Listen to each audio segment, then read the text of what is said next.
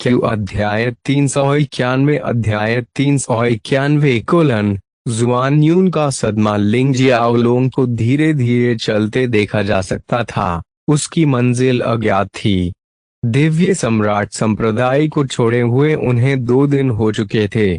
फिंग हानली और लू तियानमिंग को विदा करने के कुछ ही समय बाद दिव्य सम्राट संप्रदाय के संप्रदाय नेता ने व्यक्तिगत रूप से उनसे मुलाकात की और उन्हें वे संत आत्मा फल प्रदान किया जिसके लिए वे आए थे। ऐसा प्रतीत हुआ कि वे लिंग शियाओलोंग को विदा करने की जल्दी में थे। शायद इसने उन्हें बिना किसी झिझक के कीमती फल बाहर निकालने के लिए प्रेरित किया। जब लिंग जियाओलोंग पहली बार इस संप्रदाय में पहुंचे तो उन्हें वास्तव में इस फल की इच्छा थी, क्योंकि इसमें उनकी सहायता करने की काफी संभावनाएं थीं। हालांकि अब उसकी नजर में इस कीमती फल का मूल्य कम हो गया था। वैसे भी वह इसे मुफ्त में नहीं चाहता, तो उसने एक छोटा सा काला गोला निकाला। यह वास्तव में उनकी रक्तरेखा क्षमता कैलामिटिक कफन से बनाया गया था। अंदर व्यापक ऊर्जा के 3 धागे सील बंद थे। इससे पहले लिंग शियाओलोंग ने अपने व्यक्तिगत उपयोग के लिए व्यापक ऊर्जा की कुछ किस्में निकाली थीं। उसने कई धागों का उपयोग कर लिया था और केवल 2 ही धागे बचे थे। उन्होंने संप्रदाय के नेता को गोला दिया और उससे कहा कि इसे भगवान दिव्य सम्राट को दे दें, क्योंकि यह भगवान दिव्य सम्राट की सफलता में एक बड़ी मदद साबित हो सकता है। ईमानदारी से कहें तो लिंग जियाओलोंग को इस एक्सचेंज से नुकसान हुआ, लेकिन उसे कोई परवाह नहीं थी। उसके व्यापक मूल सागर के अंदर व्यापक ऊर्जा का एक महासागर है, इसलिए 2 किस्में खोने से वास्तव में कोई फर्क नहीं पड़ता। लिंग शियाओलोंग ने केवल संप्रदाय के नेता को यह खजाना दिया और बताया कि यह लॉर्ड सेलेस्टियल सम्राट को उनकी अगली सफलता में सहायता कर सकता है। संप्रदाय के नेता ने उस पर विश्वास किया या नहीं और इस खजाने को भगवान दिव्य सम्राट को भेंट करने का फैसला किया। इससे उन्हें कोई लेना देना नहीं था। उन्होंने बस दिव्य सम्राट संप्रदाय छोड़ दिया। 2 दिनों के बाद वे मध्य क्षेत्र के येलो डस्क सिटी नाम के एक बड़े शहर में पहुंचे। रास्ते में उसने कई अफवाहें सुनी। हर अफवाह में या तो भव्य घटना, युग देवता और संपूर्ण भूमि के दमन या डार्क फॉरेस्ट माउंटेन वैली को कवर करने वाली शुद्ध ऊर्जा की कहानी शामिल थी। उसे अभी भी युग देवता के प्रेत की उपस्थिति और संपूर्ण भूमि के दमन के बारे में कोई जानकारी नहीं थी। हालांकि वह अनुमान लगा सकता था कि डार्क फॉरेस्ट माउंटेन वैली में शुद्ध ऊर्जा की उपस्थिति उससे संबंधित होनी चाहिए। जब उस उमड़ती हुई ऊर्जा ने उस पर आक्रमण किया तो वे उसका सामना नहीं कर सका। उसी क्षण उसके शरीर से रोम रोम से ऊर्जा निकलने लगी।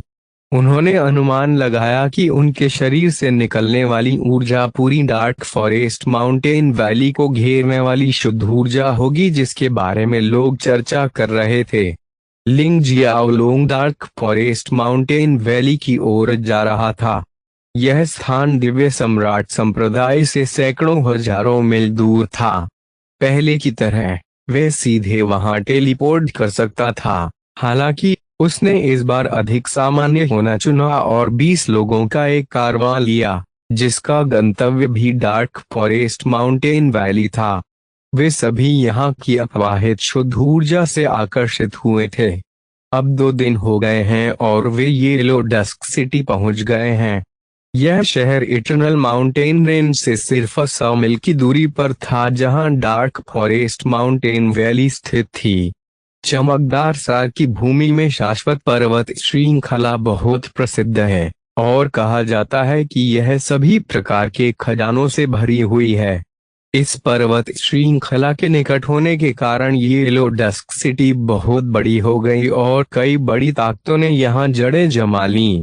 लिंग जियाओलोंग ने जो कारवां लिया वह येलो डस्क सिटी में पहुंचने के तुरंत बाद तितर बितर हो गया। अब वे और अन्य लोग अकेले थे।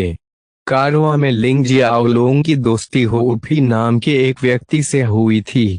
ये शख्स तमाम अफवाहों से भली भांति परिचित था। रास्ते में उन्होंने घटना और शुद्ध ऊर्जा के बारे में कई बातें भी की। जब सभी लोग अलग हो गए तो केवल हो फी और लिंग जियाओलोंग ही साथ रह गए। हो Fei dark forest mountain valley में जाने से पहले एक स्वादिष्ट व्यंजन का स्वाद चखना चाहती थी। क्योंकि उसने लिंग शियाओलोंग से दोस्ती कर ली थी, उसने पूछा कि क्या लिंग शियाओलोंग उसके साथ एक रेस्तरां में आएगा। कुछ देर सोचने के बाद लिंग जियाओलोंग सहमत हो गया। हालांकि जब वे रेस्तरां में गए तो उन्होंने देखा कि पहली मंजिल भरी हुई थी। चलो दूसरी मंजिल पर चलते हैं, लेकिन जैसे ही लिंग जियाओलोंग और हो भी सीढ़ियां चढ़ने वाले थे, रेस्तरां का वेटर तुरंत उनके पास आया और उन्हें दूसरी मंजिल पर जाने से रोका और विनम्रता से समझाया, मेहमानों क्षमा करें, लेकिन हमारी दूसरी मंजिल रईसों के लिए आरक्षित है। रईस लिंग जियाओलोंग और हो फी दोनों ने भौहें चढ़ा लीं। इसके बाद हो फी ने वेटर को छह वाला ल्यूमिनेसेंस क्रिस्टल फेंकते हुए जवाब दिया, यह एक टिप है। रेस्तरां का नौकर उसकी हथेली में छह वाले चमकदार सा क्रिस्टल को देखकर एक पल के लिए चुप हो गया।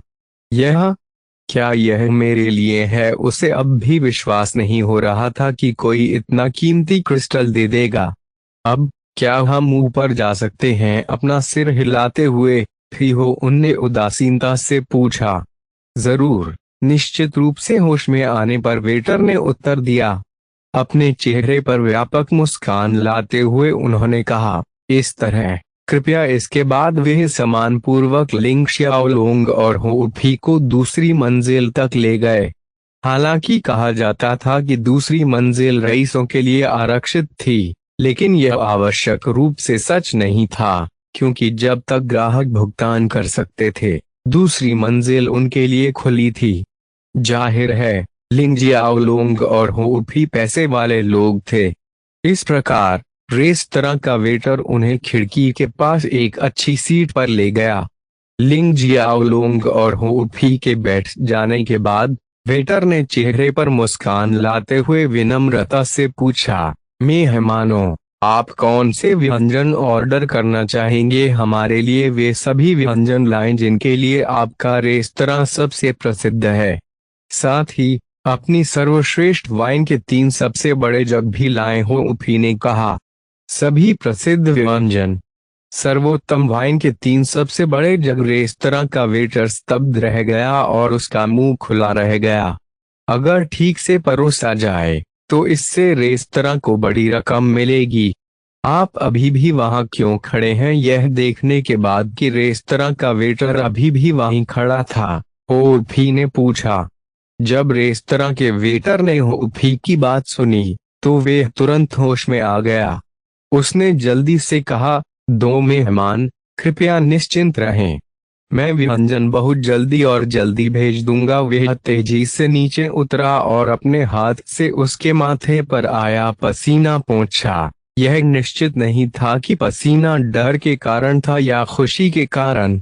जल्द ही व्यंजन ऊपर भेज दिए गए। मेज भूख को लुभाने वाले सुगंधित व्यंजनों से भरी हुई थी। मेहमानों, वाइन के ये 3 जग हमारे रेस्तरां की सबसे अच्छी वाइन है, जिन्हें फ्रोजन मून वाइन कहा जाता है, जो हमारे रेस्तरां की विशेष शराब है। उस रेस्तरां वेटर ने आदरपूर्वक कहा। फ्रोजन मून वाइन, हो फेई ने सिर हिलाया और रेस्तरां के वेटर को विदा किया। अच्छा, तुम जा सकते हो। हाँ हाँ, अगर आपको किसी चीज की जरूरत हो तो कृपया मुझे कॉल करें, वेटर ने कहा और चेहरे पर मुस्कान के साथ वापस चला गया। जैसे ही वेटर चला गया, लिंग जियाओलोंग और हो फी ने अपनी दावत शुरू कर दी। परोसा गया भोजन वास्तव में स्वादिष्ट था। थोड़ी देर बाद उन्होंने शराब का जग लिया और पीने लगे। जैसे ही शराब निगली गई, उनके मुंह में ताजा बर्फीली ठंड का एहसास भर गया, जो शराब की खुशबू से भरा हुआ था। जब लिंग जियाओलोंग और हो फी आनंद ले रहे थे, कोई उन्हें करीब से देख रहा था। उनसे बहुत दूर नहीं, जुआन यून को हैरान भाव से लिंग शियाओलोंग को देखते हुए देखा जा सकता है। ऐसा लग रहा था मानो वह लिंग जियाओलोंग को जानता हो और उसे यहाँ देखने की उम्मीद नहीं थी। कुछ मिनट पहले जब वेटर लिंग शियाओलोंग और हो फी को दूसरी मंजिल पर ले गया तो जुआन यूं पहले से ही अपने भोजन का आनंद ले रहा था और अन्य लोगों को बात करते हुए सुन रहा था। वह स्थिति की जांच करने के लिए कल डार्क फॉरेस्ट माउंटेन वैली आए। शुद्ध ऊर्जा ने वास्तव में उसे चौंका दिया। यह अफसोस की बात थी कि वह शुद्ध ऊर्जा को अवशोषित करने का आनंद नहीं ले सका क्योंकि इस भूमि पर उसके दिन गिने चुनने थे। उसे जल्द ही जाना होगा। इसलिए एक दिन के बाद वे पास के शहर येलो डस्क सिटी में पहुंचे। शाम को वे अराजकता के गिरे हुए मास्टर द्वारा छोड़ी गई कब्र पर जाने की योजना बना रहा था। इस शहर को छोड़ने से पहले वे यहाँ मौज मस्ती करना चाहते थे। बात सिर्फ इतनी है कि उसे यहाँ कोई परिचित चेहरा देखने की उम्मीद नहीं थी। जुआन यून को गहरा सदमा लगा और जब वे ठीक हुआ तो उसने लिंग शियाओलोंग की हर हरकत को करीब से देखना शुरू कर दिया, जैसे कि यह पुष्टि करना चाहता हो कि वह जिस व्यक्ति को देख रहा था वह वास्तव में लिंग शियाओलोंग था। उन्हें यकीन था जब बातचीत के दौरान हो फी ने लिंग शियाओलोंग को उनके नाम से बुलाया। अब जब उसे यकीन हो गया तो उसकी आंखें चमक उठीं। उसने तुरंत एक कार्ड निकाला। यह कार्ड दुर्लभ सामग्री से बना था। अगर ध्यान से देखा जाए तो लोगों को यह कार्ड कई छोटे छोटे दैवीय शिलालेखों से भरा हुआ दिखाई देगा। जुआन यून ने कार्ड पर अपने हाथ से कुछ पैटर्न बनाए और फिर धीमी आवाज में कुछ बोला। फिर उसने कार्ड को लिंग जियाओलोंग की ओर बढ़ाया। कुछ सेकेंड बाद वह एक बार फिर कार्ड पर कुछ बनाने लगा। अंत में कार्ड रोशनी से चमका और वूश गायब हो गया। को फायदान आपके लिए और अधिक अध्याय लाने में सहायता के लिए हमारा समर्थन करें। संपर्क करें साइट मैप दान करें अध्याय 392 392 द सेज पेंटिंग्स दिव्य अंतर्दृष्टि की भूमि। दिव्य अंतर्दृष्टि की भूमि एक दुनिया है जो टावर ऑफ विजडम द्वारा शासित है। यहीं पर टावर ऑफ विजडम स्थित था। टावर ऑफ विजडम एक चौकोर आकार का टावर है जिसमें कुल 99 मंजिलें हैं। प्रत्येक मंजिल का आकार अलग अलग होता है। सबसे महत्वपूर्ण बात यह है कि प्रत्येक मंजिल को विभिन्न सामग्रियों का उपयोग करके बनाया गया था। सभी 99 मंजिलों में अगर कुछ सम्मान था तो वो था इस टावर की दीवारों पर पेंटिंग्स का होना। इस मीनार में फर्श के अलावा एक भी जगह ऐसी नहीं थी जो पेंटिंग से न ढकी हो। प्रत्येक मंजिल पर एक अलग पेंटिंग है और प्रत्येक पेंटिंग एक बिल्कुल अलग कहानी कहती है। हालांकि वे सभी किसी न किसी तरह से जुड़े हुए थे। टावर ऑफ विजडम के बारे में जानने वाले योद्धाओं ने इन पेंटिंग्स को नाम दिया था द सेज पेंटिंग्स। कोई भी सामान्य व्यक्ति टावर ऑफ विजडम में प्रवेश नहीं कर सकता था। केवल अराजकता के मास्टर्स को ही इस टावर के अंदर कदम रखने की अनुमति थी। हालांकि हमेशा अपवाद होते हैं। उदाहरण के लिए यदि आप टावर ऑफ विजडम के मास्टर ऑफ कैओस के वंशज हैं तो आप एक विशेष कार्ड का उपयोग करके टावर में प्रवेश कर सकते हैं। जुआन यून ऐसे ही वंशजों में से एक हैं। टावर ऑफ विजडम के अंदर की प्रत्येक पेंटिंग जीवंत प्रतीत होती है, मानो वे असीम अंतर्दृष्टि से भरी हों। प्रत्येक पेंटिंग में छिपा ज्ञान अलग है। हालांकि वे सभी एक ही स्रोत साझा करते हैं। वे सभी एक ही पेड़ की शाखाएं हैं। ऐसा कहा जाता है कि जब तक कोई सभी 99 चित्रों के सार को समझता है तब तक वे एक स्वर्गीय रहस्य को समझ सकता है जो अंततः उन्हें मास्टर ऑफ कैओस के 36वें स्तर की सीमा को तोड़ने और एक पूरी तरह से नए क्षेत्र में प्रवेश करने का रास्ता दे सकता है। खेती का एक ऐसा राजा बनना जो अराजकता पर शासन करेगा। पब फ्यूचर द्वारा विज्ञापन उस समय अराजकता का पेड़ भी उस योद्धा के जीवन और मृत्यु को नियंत्रित नहीं कर सका। वह योद्धा अराजकता के नियमों से ऊपर होगा, अराजकता के वृक्ष के नियंत्रण से परे होगा और अज्ञात निश्चिताओं से भरे एक पूरी तरह से नए जीवन के शुरुआती चरण में होगा। कोई नहीं जानता कि टावर ऑफ विजडम वहां कितने समय से है। हालांकि किंवदंती कहती है कि यह भूले हुए युग द्वारा छोड़ी गई एक प्राचीन मीनार है। फॉरगॉटन एरा का नाम इसलिए रखा गया है क्योंकि कोई नहीं जानता कि उस दौरान क्या हुआ था। यह अराजकता का प्रारंभिक युग था या इससे पहले भी कोई युग था, इसकी प्रकृति अज्ञात बनी हुई है। हालांकि भूले हुए युग के विभिन्न स्थलों और रहस्यवादी स्थानों की खोज की गई है, लेकिन उस युग के दौरान वास्तव में क्या हुआ, इसका विवरण देने वाला कोई विवरण नहीं मिल सका है। एक भी कहानी नहीं, एक भी साधारण कहानी नहीं। जैसे ही भूले हुए युग के बाद कई युग आए, टावर ऑफ विजडम उन ताकतों में से एक बन गया जो संपूर्ण अराजकता को भयभीत कर सकता था। कोई भी इस ताकत से परेशानी नहीं उठाना चाहेगा। हालांकि एक अपवाद था। एक अकेले व्यक्ति ने इस ताकत का विरोध किया और इस टावर से अराजकता के कई मास्टर्स को हराने में भी कामयाब रहा। इस व्यक्ति की ताकत में तेजी से वृद्धि एक किंवदंती बन गई क्योंकि उसने बहुत ही कम समय में अराजकता के मास्टर का दर्जा हासिल कर लिया। यह किसी अन्य द्वारा अभूतपूर्व उपलब्धि थी। यह दुर्भाग्यपूर्ण था कि इस व्यक्ति के पास विभिन्न कारणों से दुश्मन के रूप में कई शक्तिशाली ताकतें थीं, जिनमें से टावर ऑफ विजडम उनमें से एक था। टावर ऑफ कैओस सहित इन सभी सेनाओं ने उसका पीछा किया, फिर भी कोई भी उसे पकड़ या मार नहीं सका। जैसे जैसे समय बीता गया, वह बिना किसी निशान के गायब हो गया। कोई नहीं जानता था कि वह कहाँ है, लेकिन उसका नाम पूरी अराजकता में गूंजता रहा। कुछ लोग उन्हें महापुरुष और नायक मानते थे तो कई लोग उन्हें अपनी आंखों का कांटा मानते थे। अंततः यह लोगों पर निर्भर था कि वे उसे उसी रूप में समझें जैसा वे उचित समझते हैं। उस व्यक्ति के गायब होने के कुछ ही समय बाद, जो पूरी अराजकता का दुश्मन बन गया, उसका नाम वर्जित हो गया। कोई भी उसका नाम नहीं लेना चाहता था, क्योंकि अगर किसी ने ऐसा करने की हिम्मत की और पकड़ा गया, तो उन्हें उन बड़ी ताकतों द्वारा कड़ी सजा दी जाएगी। वह व्यक्ति जिसका नाम वर्षों पहले वर्जित हो गया था, उसका नाम लिंग जियाओलुंग था। पब फ्यूचर द्वारा विज्ञापन कुछ दिन पहले, इतने सालों के बाद, यह नाम एक बार फिर कई देशों में दिखाई दिया।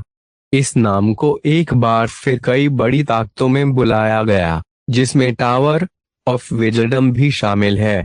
आज टावर ऑफ विजडम के लिए रात की नींद हराम होना तय था, क्योंकि इस व्यक्ति से संबंधित नवीनतम समाचार मास्टर ऑफ कैओस के वंशज द्वारा भेजा गया था। टावर ऑफ विजडम 72वीं मंजिल। अन्य मंजिलों के विपरीत 72वीं मंजिल में कोई कमरा नहीं था।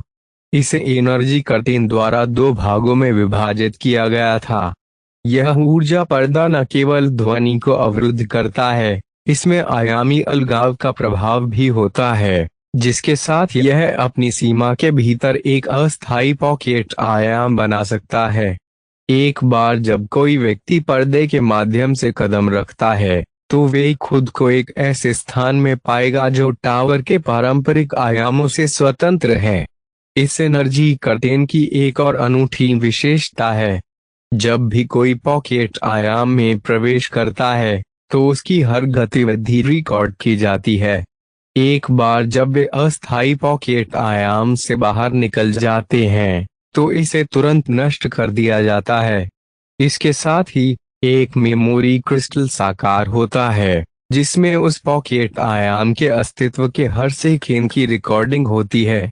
वर्तमान में कई लोगों को एक अस्थायी पॉकेट आयाम के अंदर देखा जा सकता है। यह आयाम काफी छोटा था, 1000 वर्ग मीटर से बड़ा नहीं। यह नीले आकाश के नीचे एक खुला घास का मैदान था। ऊंची कुर्सियों की पंक्तियां एक दिशा की ओर मुख करके व्यवस्थित की गई थीं। उनमें से लगभग 100 और प्रत्येक कुर्सी पर एक व्यक्ति आराम से बैठा था। उन 100 कुर्सियों के सामने 10 सिंहासननुमा कुर्सियां लगाई गईं। इन सिंहासन जैसी कुर्सियों पर टावर ऑफ विजडम में सर्वोच्च पद वाले 10 व्यक्ति बैठे थे। यह ध्यान देने योग्य बात है कि उपस्थित प्रत्येक व्यक्ति अराजकता का स्वामी था। ऐसा लग रहा था जैसे वे किसी बहुत महत्वपूर्ण बात पर चर्चा कर रहे हों।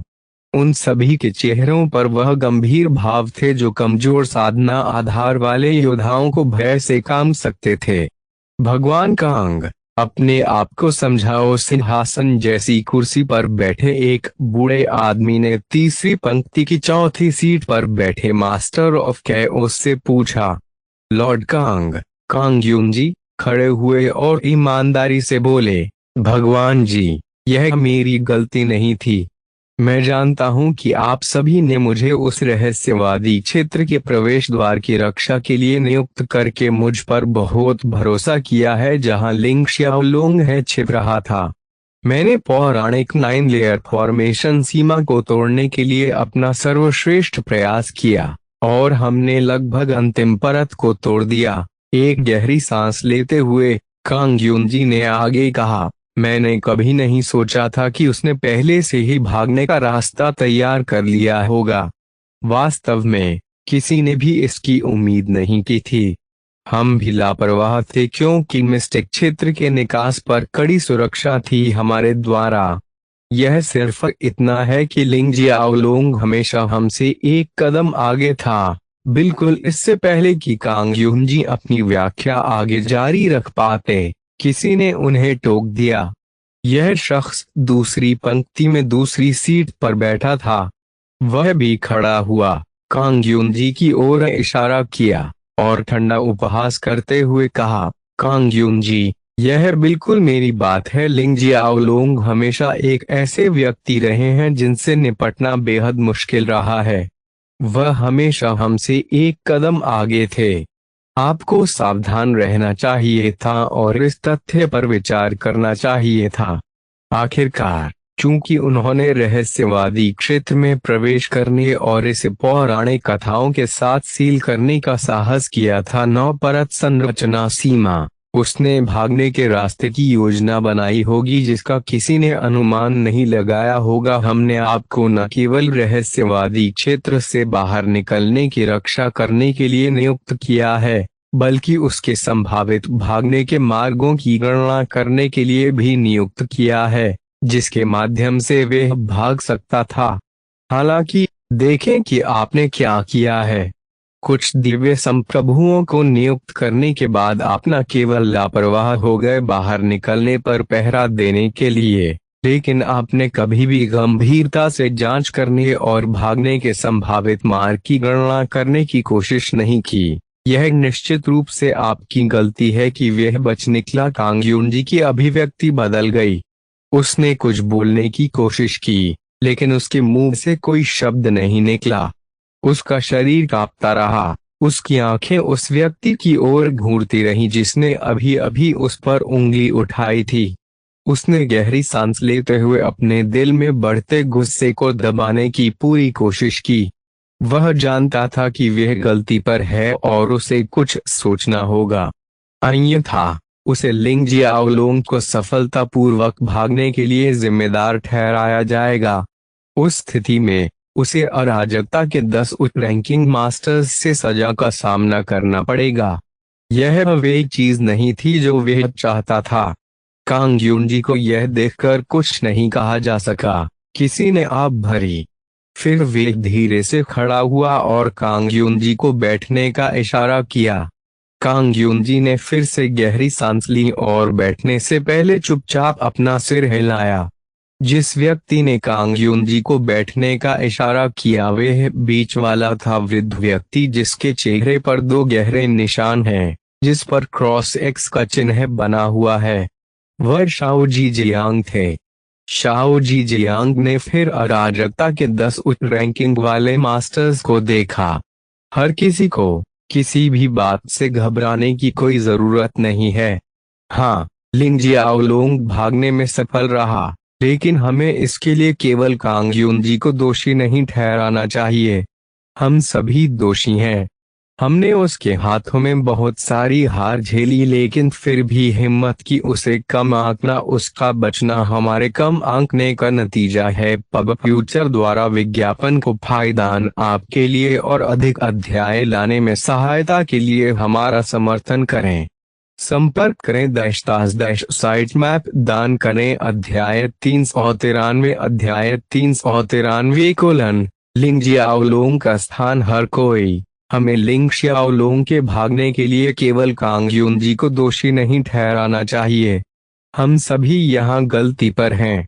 हमने उसके हाथों में बहुत सारी हार झेली, लेकिन फिर भी उसे कम आंकने का साहस किया। उसका बचना हमारे कम आंकने का नतीजा है। इसके बारे में सोचो, हम उस लिंग कमीने के खिलाफ कितनी बार लड़े हैं। यहाँ तक कि हम में से कई लोग उससे कहीं अधिक मजबूत हैं और कई बार उसे घेरते हैं, उसे फंसाते हैं। हालांकि वे हर बार भागने में सफल रहा। वह बहुत चालाक है, पकड़ो। हम बस उसे जिंदा पकड़ने के बजाय मार सकते हैं। रुकते हुए शाओ जी जियांग ने सभी के हाव भाव को देखा। फिर बोला, इसके अलावा मैंने एक खबर सुनी है जो हमें लिंग जियाओलोंग का पता ढूंढने में मदद कर सकती है। अब यह दिलचस्प था। शाओ जी जियांग ने तुरंत सभी का ध्यान खींचा।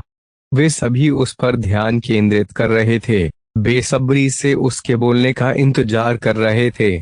शाओ जी जियांग ने मुस्कुराते हुए कहा, मैंने एक दोस्त से सुना है कि थंडर सरोवर सम्राट ने लिंग जियाओलोंग के भागने को सफलतापूर्वक रोक दिया था। हालांकि वह झेवनुवांग के कारण लिंग जियाओलोंग को मारने में असमर्थ था। अतीत में कई बार की तरह वह उसकी मदद करने के लिए वहां थी। उसका बचना। सबसे महत्वपूर्ण बात, हर कोई जानता है कि झेवनुवांग बिल्कुल भी कमजोर नहीं है। वह बेहद मजबूत है और उसकी ताकत उसके खेती के आधार से परे है। अपनी ताकत के साथ थंडर सरोवर सम्राट को मारना मुश्किल नहीं था। हालांकि उसने ऐसा नहीं किया। मैंने सुना है कि उसने लिंग जियाओलोंग को, जिसकी ताकत दिव्य संप्रभु क्षेत्र में वापस आ गई है, थंडर सरोवर सम्राट से कुछ समय के लिए लड़ने दिया। केवल जब वह हिलने डुलने में असमर्थ था, क्या उसने मदद के लिए हाथ बढ़ाया और थंडर सरोवर सम्राट को पकड़ लिया। उनका वर्तमान ठिकाना अज्ञात है। हालांकि उन्हें आखिरी बार सेलेस्टियल फीनिक्स होली लैंड की सीमा में प्रवेश करते देखा गया था। मौन एक पल के लिए कोई नहीं बोला, लेकिन अगले ही पल पॉकेट डायमेंशन के अंदर हंगामा मच गया। क्या आपने क्या कहा? पब फ्यूचर द्वारा विज्ञापन दिव्य फीनिक्स पवित्र भूमि। क्या वे इतनी जल्दी मरना चाहते हैं? वे स्थान भूले हुए युग द्वारा छोड़ा गया एक प्राचीन स्थल है। इसमें प्रवेश करने के बाद कोई भी बाहर नहीं निकला है। अगर हम इसे अलग नजरिए से देखें तो यह हमारे लिए कोई बुरी स्थिति नहीं है। हम हमेशा लिंग जियाओलोंग को मारना चाहते थे। अब जब वह सेलेस्टियल फीनिक्स पवित्र भूमि में प्रवेश कर चुका है तो वह बाहर नहीं आ सका। यह एक ऐसी राहत है। अब जब आप यह कहते हैं तो यह वास्तव में कोई बुरी स्थिति नहीं है। अराजकता के कई उस्तादों ने राहत की सांस ली। हालांकि ऐसे भी लोग थे जो अभी भी अपनी चिंता से छुटकारा नहीं पा रहे थे। उनमें से एक ने कहा, मुझे नहीं लगता कि हमें अपनी सावधानी बरतनी चाहिए।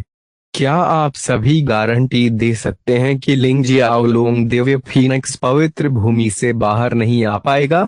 उसे पहले भी कई असंभव परिस्थितियों में रखा गया था, लेकिन वे हमेशा एक रास्ता खोजने और समस्या को हल करने में सक्षम थे। आप सभी को पता होना चाहिए कि यह कुछ भी नहीं है कि उन्हें एक राक्षसी प्रतिभा और युग की किंवदंती कहा जाता था। उन्होंने पहले भी कई चमत्कार किए थे। एक बार फिर ऐसा करना समाप्त करें। सभी कई अधिकती ताकतों से अराजकता के कई मास्टरों की निगरानी में रहस्यवादी क्षेत्र से भागने में सक्षम होना अभी तक एक और चमत्कार है जिसे वह कुछ ही दिन पहले बनाने में सक्षम था। जब इस व्यक्ति ने लिंग शियाओलोंग के बारे में बात की तो उसने नफरत का संकेत दिखाया। उसका नाम गाओ पांडु था और वह 10वें स्तर की अराजकता का मास्टर था।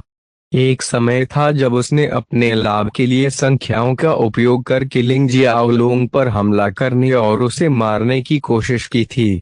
फिर जो हुआ उसे वह कभी नहीं भूल सकता। लिंग जियाओलोंग ने न केवल उसकी सेना का सफाया कर दिया, बल्कि उसने अपने इकलौते बेटे को भी मार डाला। उसके और लिंग जियाओलोंग के बीच अक्षम्य नफरत थी। वह लिंग जियाओलोंग को जल्द से जल्द मारने के अलावा और कुछ नहीं चाहता था। हालांकि उन्हें भी यह स्वीकार करना होगा कि पूरे अराजकता में लिंग शियाओलोंग जैसा कोई दूसरा व्यक्ति नहीं है। उसने कई चमत्कार बनाए थे और वास्तव में वे दिव्य फीनिक्स पवित्र भूमि से बचकर एक और चमत्कार करने में सक्षम हो सकता है। गाओ पांडु का हर शब्द सही था। उनकी बातें लोगों के दिलों पर हथौड़े की तरह पड़ी। जब उन्होंने लिंग जियाओलोंग के साथ अपनी सभी मुलाकातों को याद किया तो वे हवा की ठंडी सांस लेने से खुद को नहीं रोक सके। जब हर कोई चुप हो गया और चिंता का बीज धीरे धीरे उनके दिलों में जड़ जमाने लगा, तभी एक रोशनी चमकी जिसने क्षण भर के लिए सभी का ध्यान भटका दिया। पब फ्यूचर द्वारा विज्ञापन अंतरिक्ष में एक स्थानिक उतार चढ़ाव दिखाई दिया और बहुत जल्द एक गोले जैसी आकृति बनाते हुए कई दिव्य शिलालेख दिखाई देने लगे। यह है सिंहासन जैसी कुर्सी पर बैठे अराजकता के उच्च पदस्थ मास्टरों में से एक खड़ा हुआ और बुदबुदाया, कोई एक जरूरी संदेश भेजने की कोशिश कर रहा है। कुछ तो हुआ होगा। उसने अपना हाथ हिलाया और गोले के आकार का दिव्य शिलालेख टूटकर एक कार्ड में बदल गया। किसी वंशज ने कुछ भेजा है। केवल टावर ऑफ विजडम से संबंधित मास्टर्स ऑफ कैओस के वंशज ही ऐसा कार्ड प्राप्त कर सकते थे। यह कार्ड न केवल टावर ऑफ विजडम से जुड़े होने का पहचान प्रमाण है, बल्कि यह टावर में प्रवेश पत्र भी था। इस कार्ड में कई कार्य हैं, जिनमें वर्तमान क्षण को कैप्चर करना और भूमि और शून्य की बाधा के माध्यम से संदेश भेजना शामिल है। बूढ़े आदमी ने हवा में पकड़ लिया और कार्ड उसके हाथ में खींच लिया गया। फिर वह कार्ड अपने माथे पर लाया और उसे छुआ। थोड़ी देर बाद उसने अपनी आंखें खोलीं और शाओ जी जियांग की ओर देखा, जिससे शा जी जियांग का दिल थोड़ा रुक गया। सौभाग्य से बूढ़े व्यक्ति ने तुरंत भीड़ की ओर देखते हुए अपनी नजरें हटा लीं और घोषणा की, लगता है कि असंभव घटित हो गया है लॉर्ड डिंग। क्या हुआ? किसी ने पूछा। वे प्रेषक और संदेश की सामग्री के बारे में भी उत्सुक थे। लॉर्ड डिंग ने गहरी सांस ली और बोले, यह जुआन झाओ फेंग के वंशज से है। उन्होंने एक संदेश भेजा जिसमें कहा गया कि लिंग शियाओलोंग चमकदार सार की भूमि में प्रकट हुए थे। उन्होंने लिंग शियाओलोंग की उपस्थिति भी दर्ज की। जैसे ही उन्होंने बात की, उन्होंने शाओ जी जियांग की ओर देखा और कहा, या तो आपके उस दोस्त ने आपसे झूठ बोला था या उसका संदेश गलत था, या लिंग शियाओलोंग एक और चमत्कार करने में कामयाब रहा, जो सेलेस्टियल फीनिक्स पवित्र भूमि से सफलतापूर्वक बच गया। भीड़ में हड़कंप मच गया। अब कोई भी बैठा नहीं रह सकता था। वे सब खड़े हो गए और हंगामा मच गया। क्या ऐसा कैसे हो सकता है? भले ही वे एक चमत्कार कर सके, इसमें समय लगता है। मुझे लगता है कि शाओ जी जियांग के दोस्त ने उससे झूठ बोला था। मामला जो भी हो, फिलहाल यह महत्वपूर्ण नहीं है। चूंकि लिंग जियाओलोंग सामने आया है, हमें इस बार उसे पकड़ना ही होगा। अगर हम नहीं पकड़ सकते तो चलो उसे मार ही दें। सभी को शाओ जी जियांग की बातों पर संदेह होने लगा, लेकिन किसी को भी कार्ड की सामग्री पर संदेह नहीं हुआ। ऐसा इसलिए है क्योंकि कार्ड टावर ऑफ विजडम का एक उत्पाद था, जो 5वीं मंजिल की दीवार पर सेज पेंटिंग्स में से एक की समझ से प्राप्त हुआ था। रिकॉर्ड किया गया परिदृश्य कभी भी कृत्रिम रूप से नहीं बनाया जा सकता। शाओ जी जियांग को भी अपने दोस्त की बातों पर संदेह होने लगा। उसे यकीन था कि उसका दोस्त उससे कभी झूठ नहीं बोलेगा, लेकिन सच्चाई उसके सामने थी। यदि उसका दोस्त झूठ नहीं बोलता, तो इसका मतलब केवल यह हो सकता था कि लिंग जियाओलोंग सेलेस्टियल फीनिक्स होली लैंड नामक अपरिहार्य जेल से भागने में कामयाब रहा। दूसरों की तरह उन्होंने भी बिना किसी संदेह के कार्ड की सामग्री को स्वीकार कर लिया। वह नहीं जानता था कि सच क्या है और झूठ क्या है। हालांकि यदि कार्ड की सामग्री में लिंग शियाओलोंग को चमकदार सार की भूमि में दिखाया गया है, तो उसे वहां होना चाहिए। सभी ने कैओस के 10 उच्च रैंकिंग मास्टर्स को देखा और उनके निर्णय लेने की प्रतीक्षा करने लगे। उनमें से 10 ने बात करने के लिए अपना समय लिया और अंततः फैसला किया कि क्या करना है। सबसे पहले, चाहे दुर्घटना से या नहीं, यह एक तथ्य है कि लिंग जियाओलोंग कांग की निगरानी में रहस्यवादी दायरे से भागने में सक्षम था। युनजी और उसके लोग इससे कोई फर्क नहीं पड़ता कि शाओ जी जियांग के दोस्त ने उससे झूठ बोला या लिंग जियाओलोंग दिव्य फीनिक्स पवित्र भूमि से भागने में कामयाब रहा। यह एक तथ्य है कि लिंग जियाओलोंग चमकदार सार की भूमि में है। दिव्य फीनिक्स पवित्र भूमि में फंसा नहीं है। जैसे ही उसने 2 नाम पुकारे, 2 लोगों के दिल जोर से धड़कने लगे, लेकिन फिर कुछ नहीं बोला और चुपचाप सुनता रहा। बूढ़े व्यक्ति ने सबकी ओर देखने से पहले उन दोनों की ओर देखा और कहा, इस बार हम कोई जोखिम नहीं उठा सकते। मैं लिंग शियाओलोंग के स्थान के बारे में अन्य अधिकती बलों को भी सूचित करने जा रहा हूँ। सभी ने सिर हिलाया। वे सभी बूढ़े व्यक्ति के निर्णय से सहमत थे। बूढ़े व्यक्ति ने तब घोषणा की, अभी के लिए कांग यूंजी, शाओ जी जियांग, गाओ पांडु, फू शेनजी और ताओशानजान ल्यूमिनसेंस की भूमि पर जाएंगे और लिंग शियाओलोंग पर कब्जा करेंगे। जैसे ही वह बोल रहा था, उसने उन 5 की ओर देखा और सख्ती से कहा, आपको एक साथ काम करना चाहिए। उस लिंग शियाओलोंग को भागने मत देना। इस समय जीवनवांग उसके साथ नहीं है, इसलिए आपका लक्ष्य बहुत आसान होना चाहिए। आखिरकार वह यह एक दिव्य संप्रभु से अधिक कुछ नहीं है। याद रखें, तुम्हें उसे अवश्य पकड़ना होगा।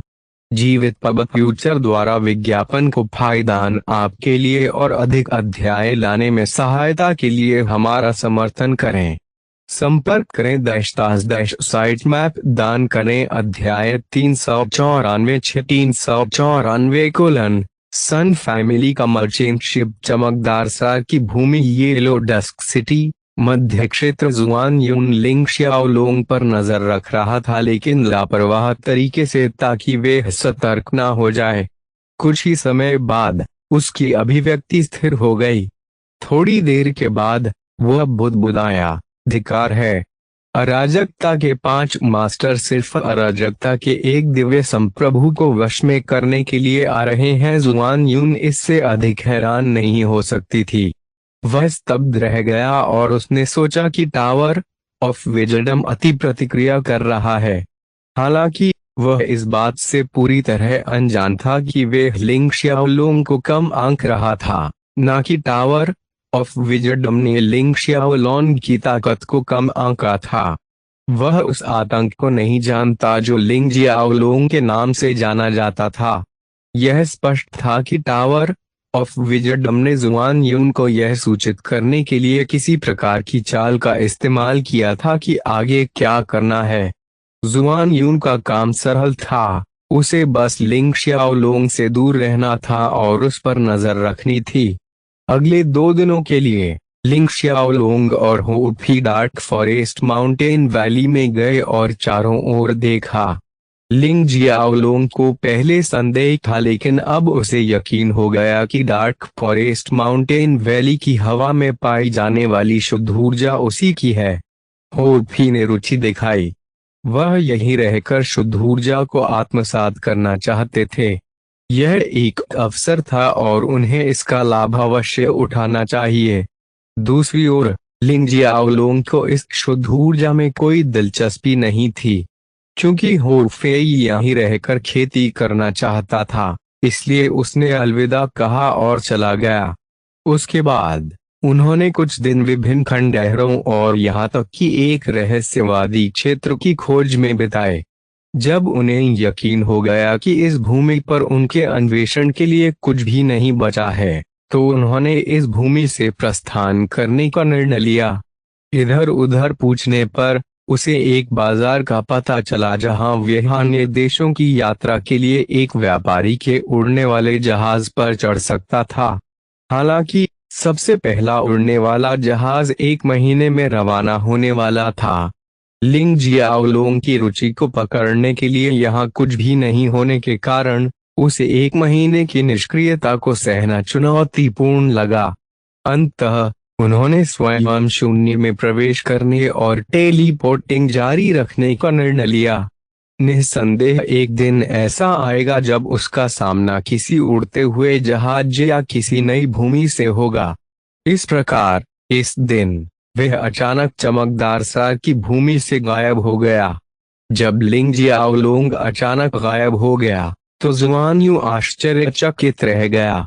उसे कोई अंदाजा नहीं था कि लिंग जियाओलोंग अचानक क्यों गायब हो गया या वह कहाँ गया।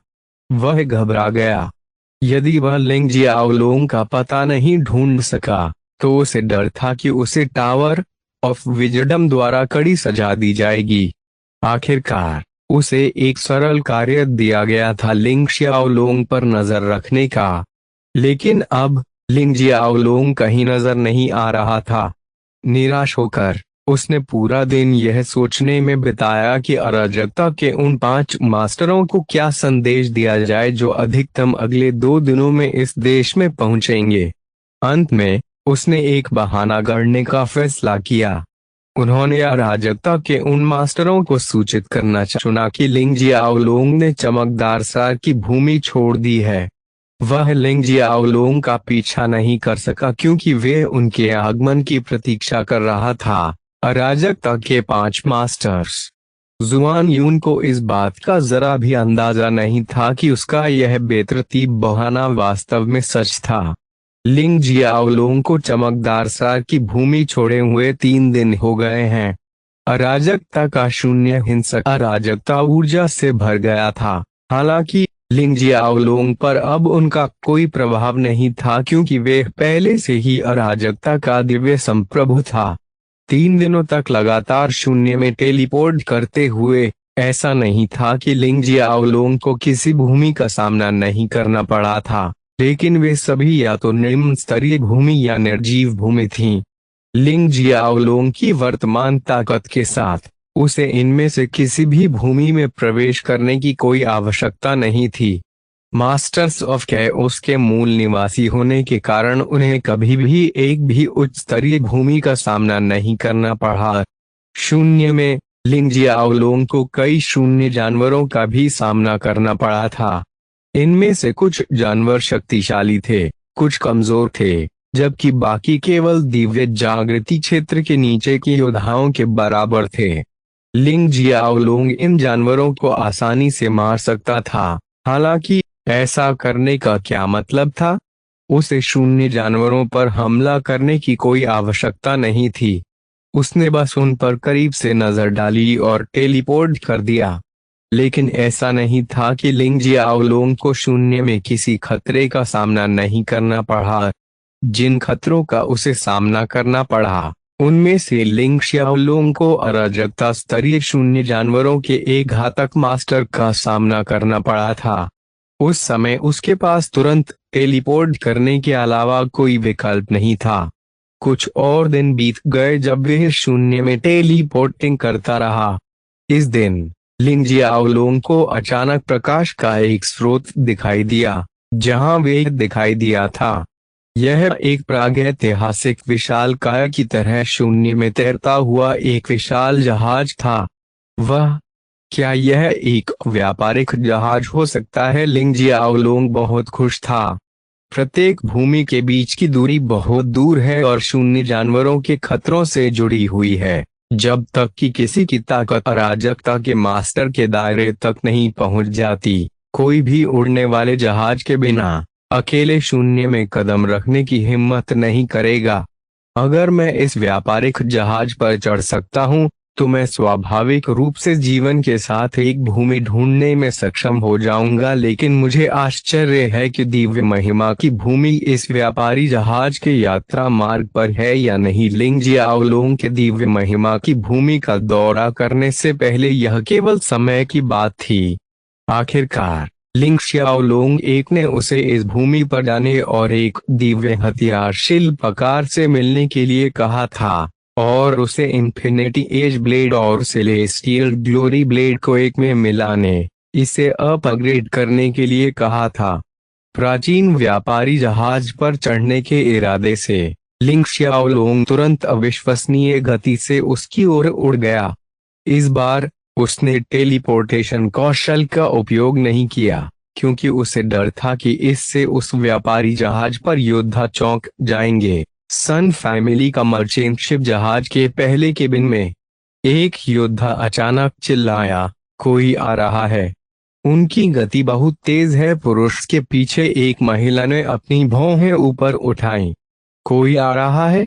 क्या तुम्हें यकीन है कि यह एक व्यक्ति है, कोई वॉय बीट्स नहीं? वे आदमी कुछ सेकंड के लिए रुका और फिर अपना सिर हिलाते हुए कहा, हाँ मुझे यकीन है। इससे पहले कि महिला कुछ कह पाती, उसके बगल में बैठे सफेद कपड़े पहने बूढ़े व्यक्ति ने अचानक उसके सामने अपनी उंगली उठाई। एक पल में बूढ़े आदमी के सामने एक हल्की स्क्रीन दिखाई दी।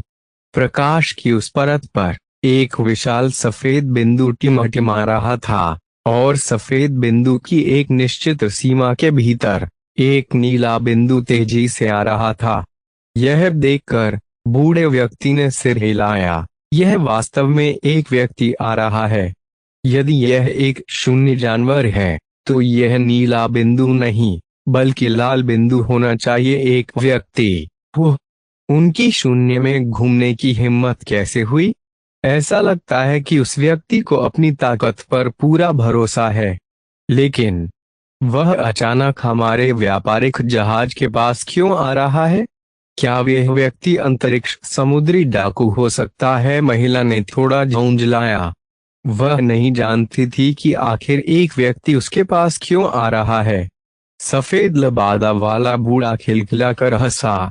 चिंता मत करो मिस, आखिरकार मैं अराजकता का चरम दिव्य संप्रभ हूँ। जब तक वे योद्धा अराजकता का स्वामी नहीं है, अगर वे कोई गलत इरादे दिखाते हैं तो मैं निश्चित रूप से उन्हें सबक सिखाऊंगा। इसके अलावा हमारा सन फैमिली का मर्चेंट शिप ऐसी चीज नहीं है जिसके साथ खिलवाड़ किया जा सके। इसकी रक्षा बहुत मजबूत है। यहाँ तक कि 10वें स्तर से नीचे के मास्टर ऑफ कैओस को भी इसकी सुरक्षा को तोड़ना मुश्किल होगा। जब तक कि बड़ी संख्या में मास्टर ऑफ कैओस ना हो 10वें स्तर के हमले के नीचे हमारे सन फैमिली के मर्चेंट शिप की रक्षा नहीं टूटेगी। यह स्पष्ट रूप से पहली बार था जब महिला ने अपना देश छोड़ा था, और इसीलिए वे सहज रूप से कुछ महीनों तक इस शून्य में रहने और अचानक एक व्यक्ति को पास आते हुए देखकर असहज महसूस कर रही थी। सफेद वस्त्र पहने बुजुर्ग की बातें सुनकर उसने राहत की सांस ली। सफेद लबादे वाले बूढ़े व्यक्ति ने महिला के चेहरे पर भाव देखा और संतुष्टि में सिर हिलाया। सन फैमिली के मर्चेंट शिप ने पाया कि लिंग जियाओलोंग आ रहा है, और उसकी गति अचानक कम हो गई। जब लिंग जियाओलोंग सन फैमिली के मर्चेंट शिप के पास पहुंचा तो जहाज के भीतर से एक बुजुर्ग आवाज निकली और लिंग जियाओलोंग के कानों में घुस गई। वहीं रुके। क्या मैं जान सकता हूं कि मेरे व्यापारिक जहाज के साथ आपका क्या काम है? लिंग जियाओलोंग की अभिव्यक्ति नहीं बदली और वे हल्के स्वर में बोला, मैं शून्य में खो गया था, इसलिए मैं मर्चेंट शिप पर चढ़ना चाहता था और किसी भूमि पर लौटना चाहता था। मुझे आश्चर्य है कि क्या यह संभव है। खो गया व्यापारी जहाज के अंदर। सफेद लबादे वाले बूढ़े व्यक्ति ने अपनी भौहें ऊपर उठाईं और अपने बगल वाली महिला से कहा, मिस आप क्या सोचती हैं? महिला ने कुछ सेकंड सोचा और हल्के से कहा, हालांकि दूसरा पक्ष केवल एक ही व्यक्ति है। हम लापरवाह नहीं हो सकते। अगर समुद्री डाकुओं ने विशेष रूप से उसके लिए हमारे व्यापारिक जहाज का जासूस बनने की व्यवस्था की, तो हमारा व्यापारिक जहाज बहुत जल्द खतरे में पड़ जाएगा। बूढ़े ने सहमति में सिर हिलाया। उन्होंने कहा, यह सही है। हम लापरवाह नहीं हो सकते। को फायदान आपके लिए और अधिक अध्याय लाने में सहायता के लिए हमारा समर्थन करें। संपर्क करें साइट मैप दान करें। अध्याय 395 अध्याय 395 सन फैमिली का मर्चेंट एक न केवल सन फैमिली के मर्चेंट शिप में आश्चर्यजनक सुरक्षा है, बल्कि इसमें चौंकाने वाली विनाशकारी शक्ति वाली अराजक तोपें भी विशेष रूप से स्थापित की गई हैं, जो 5वें स्तर से नीचे अराजकता के मास्टर को मारने और 5वें से 10वें स्तर के बीच अराजकता के मास्टर्स को भारी रूप से घायल करने के लिए पर्याप्त है। हालांकि अगर बाहर समुद्री डाकुओं का समर्थन करने वाला कोई जासूस होता, तो यह दूसरी बात होती। इस अथाह सुरक्षा को किसी भी समय तोड़ा जा सकता है। इस समय एक अधेड़ उम्र का आदमी उस महिला के पास आया जो अधिकार जताती हुई लग रही थी और बोला, मिस, सावधान रहना जरूरी है, लेकिन वह समुद्री डाकू नहीं लगता है। उसे देखो, वह एक व्यक्ति लगता है, एक उच्च स्थिति के साथ। उसके चारों ओर की आभा शक्तिशाली और प्रभावशाली है, जैसे कि वह हर चीज पर प्रभाव डालने के लिए तैयार है। सबसे महत्वपूर्ण बात यह है कि हम अपने मूल मार्ग से भटक गए हैं। भले ही समुद्री डाकू हों, हमारे व्यापारी जहाज के बारे में जानते हैं, वे नहीं जानते कि हमें रास्ता बदलने के लिए मजबूर किया गया है। इसलिए मैं कह सकता हूं कि यह व्यक्ति जासूस नहीं है। मैं पूरी तरह से आश्वस्त नहीं हूं, लेकिन मुझे अभी भी उम्मीद है कि हम ऐसा नहीं करेंगे, उसे नजरअंदाज करें। अगर हम आज उसकी मदद करें और उसकी पृष्ठभूमि वास्तव में बड़ी और शक्तिशाली है, तो हम उसके माध्यम से उसके परिवार या संप्रदाय के साथ संबंध बना सकते हैं। जब सफेद कपड़े पहने बूढ़े व्यक्ति ने यह सुना, तो उसने एक पल के लिए सोचा और अधेड़ उम्र के व्यक्ति की बातों का समर्थन किया। दरअसल वे मूल मार्ग से भटक गए हैं। ऐसा कोई तरीका नहीं है जिससे समुद्री लुटेरों को पता चल सके कि उन्हें कौन सा दूसरा रास्ता अपनाने के लिए मजबूर किया गया है। इसका मतलब यह भी है कि इस शख्स का यहाँ दिखना एक संयोग से ज्यादा कुछ नहीं था। स्त्री की सुंदर आंखें झिलमिला उठीं। थोड़ी देर बाद उसने पूछा, एल्डर मो, आप कितने आश्वस्त हैं कि यह व्यक्ति समुद्री डाकुओं का जासूस नहीं है? मध्यम आयु वर्ग के व्यक्ति एल्डर मो ने शर्मिंदगी से हंसते हुए कहा, जैसा कि मैंने पहले कहा था, मैं पूरी तरह से निश्चित नहीं हूँ। यह केवल मेरा अनुमान है। कुछ सेकंड के लिए रुककर एल्डर मो ने समझाना शुरू किया, अगर वास्तव में कोई समुद्री डाकू है जो हमारे व्यापारिक जहाज के भीतर जासूसों की व्यवस्था करना चाहता है, तो उसे वापस लैंड के स्टेशन पर होना चाहिए और शून्य में आधे रास्ते पर नहीं होना चाहिए। यह बहुत ही आकर्षक होगा। उल्लेख करने की आवश्यकता नहीं है, हम पहले ही अपने मूल मार्ग से भटक चुके हैं। मैं कह रहा हूं कि वह दो कारणों से एक शक्तिशाली परिवार या संप्रदाय से आया है। सबसे पहले, उसकी आभा और उपस्थिति सामान्य दिव्य संप्रभुओं से पूरी तरह से अलग स्तर पर है। भले ही हम अंदर हैं, मैं महसूस कर सकता हूं कि उसकी उपस्थिति है एक राक्षस, एक भयानक राक्षस। दूसरे, मैं उसकी ताकत को नहीं देख सकता। मेरा मतलब है, हालांकि वह केवल 7वें चरण का दिव्य संप्रभु है, मैं यह नहीं कह सकता कि उसकी सीमा कहाँ है। एल्डर मो ने अपना अनुमान व्यक्त किया।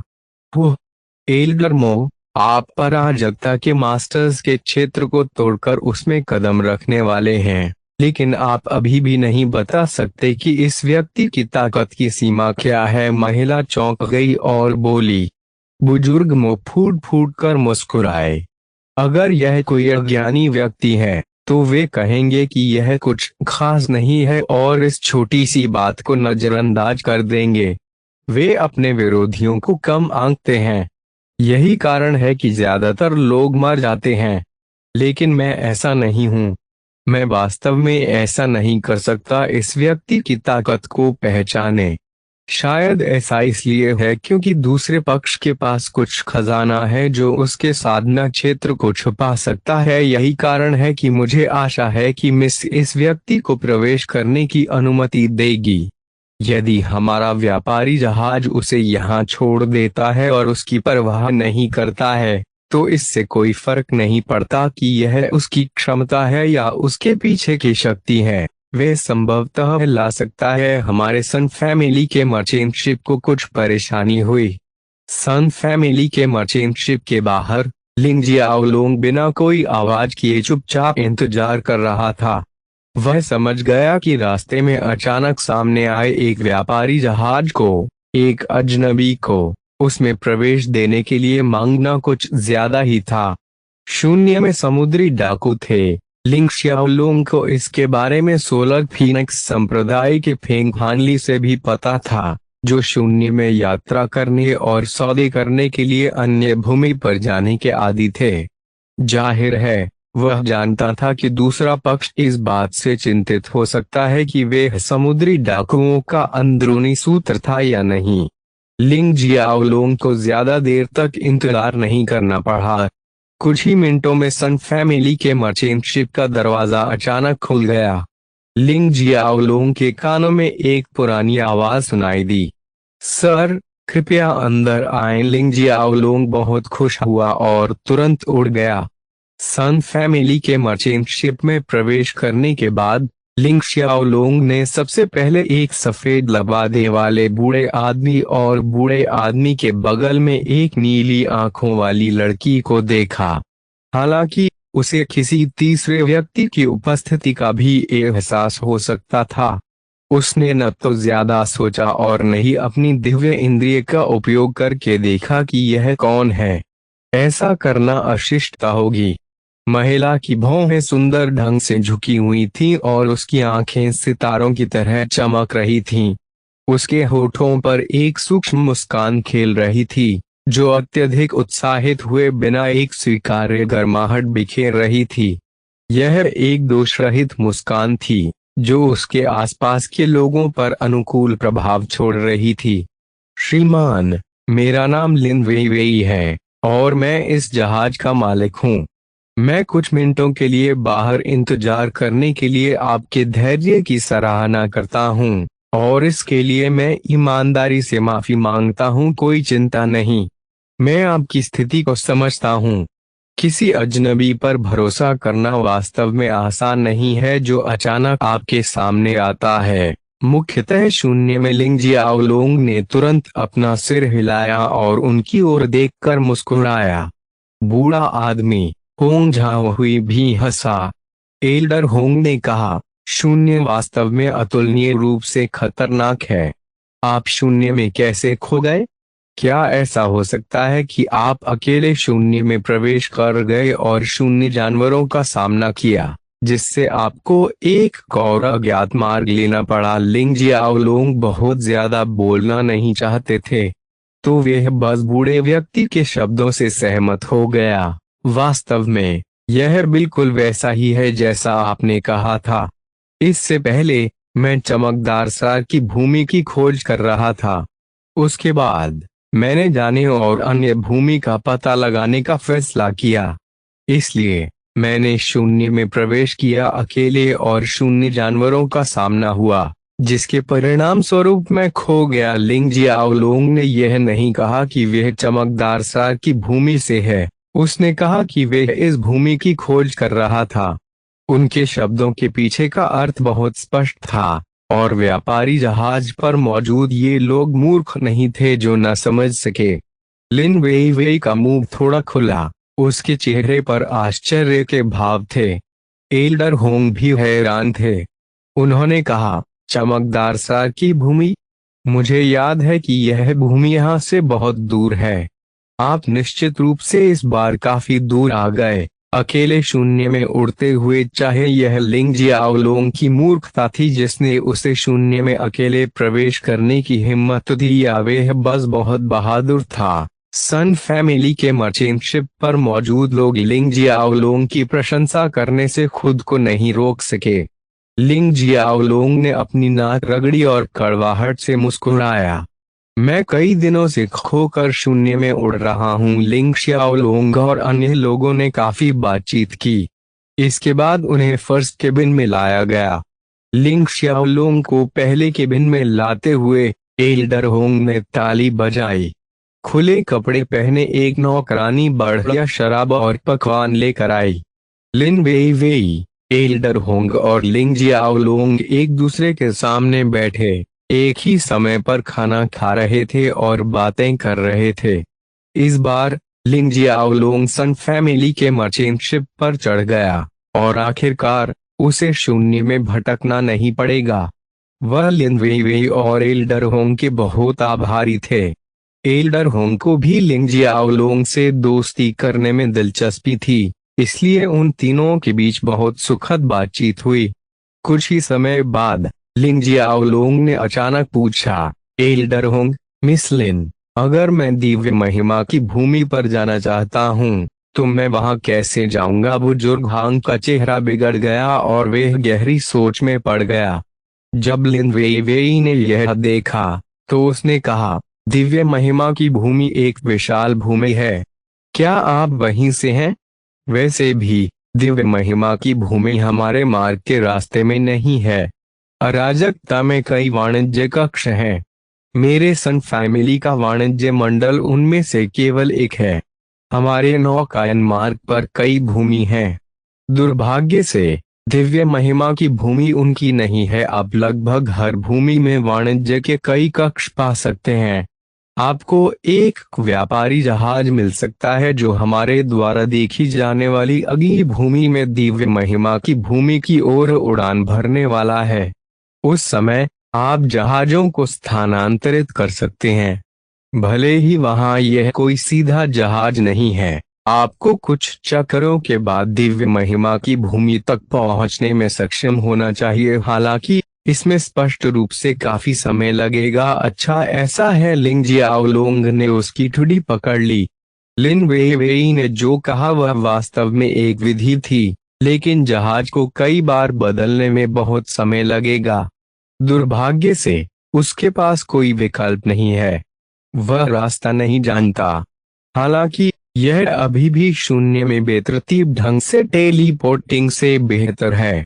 को फायदान आपके लिए और अधिक अध्याय लाने में सहायता के लिए हमारा समर्थन करें। संपर्क करें -- साइट मैप दान करें।